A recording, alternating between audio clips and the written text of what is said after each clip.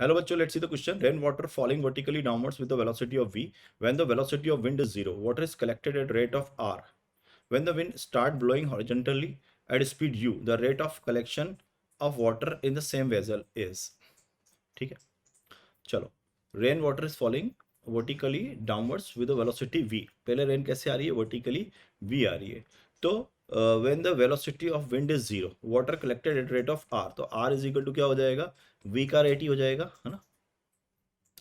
अब क्या कह रहा है वो,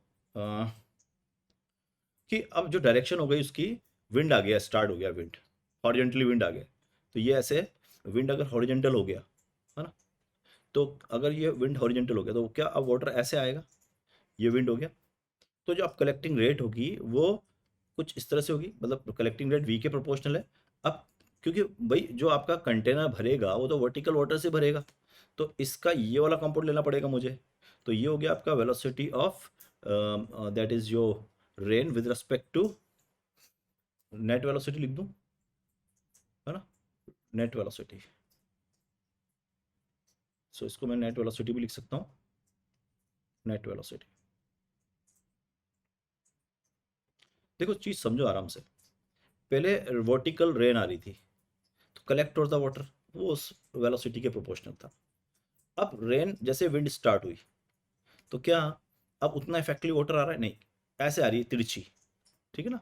तो क्या इस जो ये पॉट भरेगा वो इस कंपोनेंट से भरेगा, यानी कि अब जो रेट होगी वो, मान लो ये एंगल थीटा है, तो वो प्रोपोर्शनल होगी किसकी? वी कॉस थीटा के. वी नेट हो गया ये, वी नेट कॉस थीटा के. ठीक है. तो बच्चों दोनों को डिवाइड कर दूं तो r dash by r is equal to v upon of, that is your v net cos theta. ठीक है. अच्छा, अब देखें अगर इधर चल के अपन, तो ये वेलोसिटी कितनी है आपकी?